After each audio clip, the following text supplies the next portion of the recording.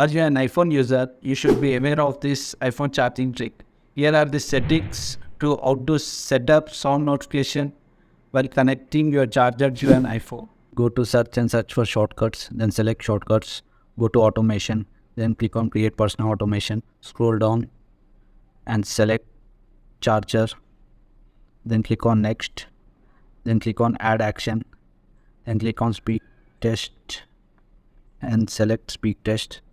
Then you can write the text of your own. I'm writing here, thank you for charging me. Click on next. You can disable this ask before running. Click on don't ask and click on done. Thank you, Tinku, for charging me.